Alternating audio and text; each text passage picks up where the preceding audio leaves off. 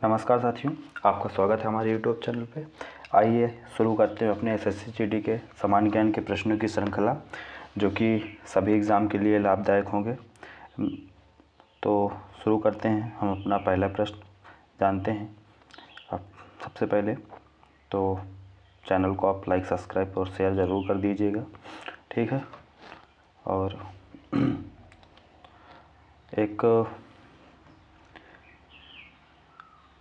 Line है ओशो के द्वारा कही हुई, मौन हो जाने से मूर्ख इंसान भी विद्वानों की कोट में आ जाता है, ठीक है ना। कहने का मतलब समझ रहे हो। कहने का मतलब ये है कि अगर कोई व्यक्ति है बहुत ज़्यादा गप मारता है, बहुत ज़्यादा बोलता है, फालतू की बातें करता है, तो मूर्ख आदमी का समझ में आता है। अगर वो उसी जगह कुछ भी ना बोले, सिर्फ़ और सिर्फ मौन हो जाए, तो वो भी एक बुद्धिमान आदमी माना जाएगा, ठीक। कहने का मतलब सेंस इसका यही है, ठीक। तो आइए शुरू करते हैं अपने सामान्य ज्ञान का पहला प्रश्न।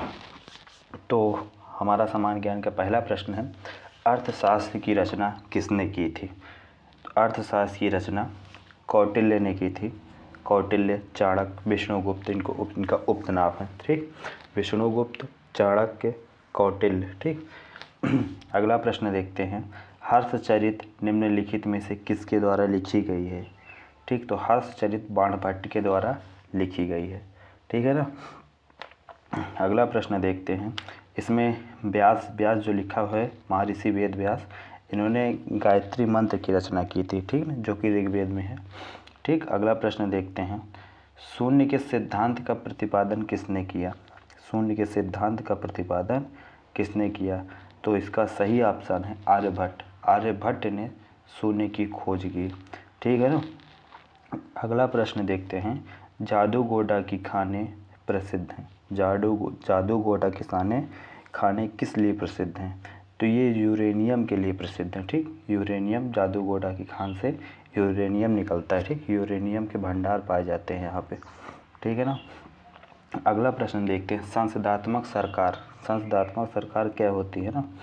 तो इसका सही ऑप्शन है ए, निर्णयों में सफलता और कार्य में शक्ति की व्यवस्था करती है संसदात्मक सरकार, ठीक है। तो इसका सही ऑप्शन होगा ए। अगला प्रश्न देखते हैं, अध्यात्मात्मक शासन प्रणाली के प्रमुख गुण होते हैं। अध्यात्मात्मक शासन प्रणाली के प्रमुख गुण कौन कौन से होते हैं। तो चार ऑप्शन में चारों ऑप्शन सही है। शासन की कुशलता, प्रशासन की एकता, शासन के स्थायित्व और ये सभी, यानी कि ये सभी सही ऑप्शन सही हैं सभी। अगला प्रश्न देखते हैं, पांडवानी किस राज्य का प्रमुख लोक नृत्य है। पांडवानी किस राज्य का प्रमुख लोक नृत्य है। तो सही ऑप्शन है इसका छत्तीसगढ़। छत्तीसगढ़ का ये नृत्य है, ठीक है। अगला प्रश्न देखते हैं, भोपाल गैस त्रासदी। भोपाल गैस त्रासदी किस वर्ष हुई थी। तो इसका सही ऑप्शन है 1984 में हुई थी, ठीक। भोपाल गैस त्रासदी 1984 में हुई थी। मध्य प्रदेश में भोपाल स्थित है, ठीक है ना। मिथाइल आइसोसाइनाइड गैस, इसके रिसाव से काफ़ी लोग की मृत्यु हो गई थी उस जगह, ठीक, भोपाल में। इसीलिए इसको भोपाल गैस त्रासदी के नाम से जाना जाता है। सन 1984 में ये घटना घटी थी। अगला प्रश्न देखते हैं, एशियाई जंगली गधा कहाँ पाया जाता है। तो सही ऑप्शन है कच्छ का रण। कच्छ का रण में एशियाई गधा पाए जाते हैं, ये गुजरात में स्थित है, ठीक है ना। अगला प्रश्न देखते हैं, राज्यसभा का पदेन सभापति होता है। राज्यसभा का पदेन सभापति उपराष्ट्रपति होता है। उपराष्ट्रपति राज्यसभा का पदेन सभापति होता है, ठीक है ना। तो सही ऑप्शन है इसका ए, 35 नंबर का ए ऑप्शन सही है। अगला प्रश्न देखते हैं, निम्नलिखित में से जनसंख्या के आधार पर विश्व का सबसे बड़ा इस्लामिक राष्ट्र कौन सा है। तो जनसंख्या की दृष्टि से देखा जाए तो इंडोनेशिया सबसे बड़ा इस्लामिक राष्ट्र है। तो सही ऑप्शन है इसका सी, ठीक है। अभी हम प्रश्न और आंसर देखते हैं, क्योंकि हमारे पास ज़्यादा टाइम नहीं, एग्ज़ाम नज़दीक है। तो ज़्यादा व्याख्या ना करके हम प्रैक्टिस सेट पे ध्यान दे रहे हैं कि 25 क्वेश्चन का हमारा प्रैक्टिस सेट है। तो इसमें कितने क्वेश्चन आपके सही होते हैं ये देखिए, हमारा स्पीड कितना है ये देखिए। ठीक, अभी तो थोड़ा स्पीड हमारा स्लो है, बाकी इसके बाद 4-5 वीडियो के बाद स्पीड हम और फास्ट करेंगे। कम से कम आप 15 मिनट के अंदर 25 क्वेश्चन हम आपको प्रैक्टिस सेट में करवाएंगे। ठीक है, तो शुरू करते हैं आगे। अर्थशास्त्र का जनक किसे कहा जाता है? तो अर्थशास्त्र के जनक एडम स्मिथ को कहा जाता है। ठीक, तो सही ऑप्शन हमारा होगा डी, एडम स्मिथ को अर्थशास्त्र का जनक कहा जाता है। सही ऑप्शन है डी।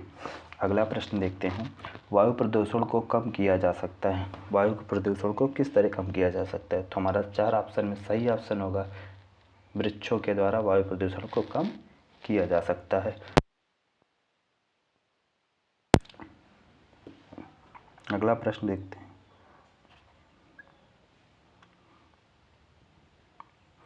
कहाँ गया, 1 मिनट। अगला प्रश्न शुरू करते हैं।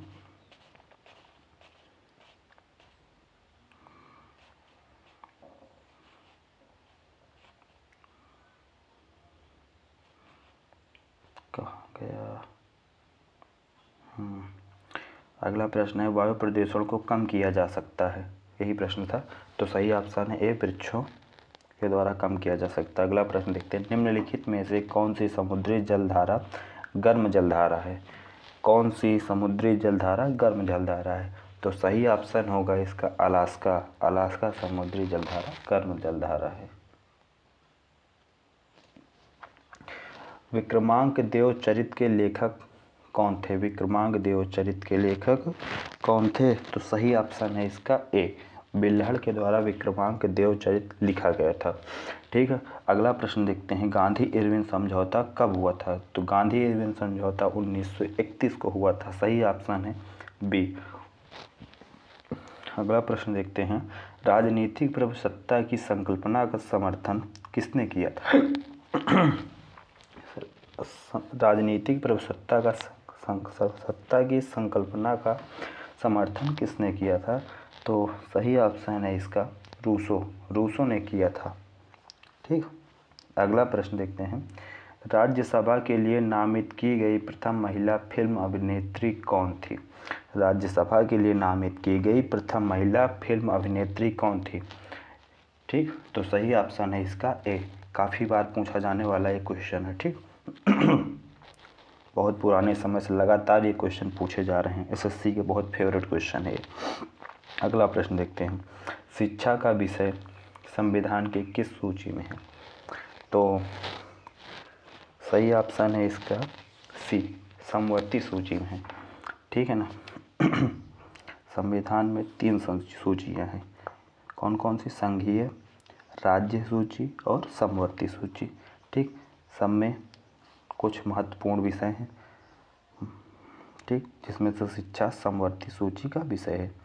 ठीक है, अगला प्रश्न देखते हैं, आसवान बांध किस नदी पर बनाया गया है? आसवान बांध किस नदी पर बनाया गया है? तो सही ऑप्शन है थोड़ी खांसी आ गई, 1 मिनट।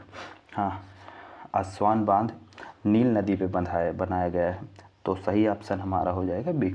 हमारे राष्ट्रीय झंडे में बने धर्म चक्र का रंग क्या है? हमारे राष्ट्रीय झंडे में बने धर्म चक्र का रंग क्या है? तो इसका सही ऑप्शन है सी, नीला रंग है। जनगणना 2011 के अनुसार भारत में साक्षरता दर कितनी है?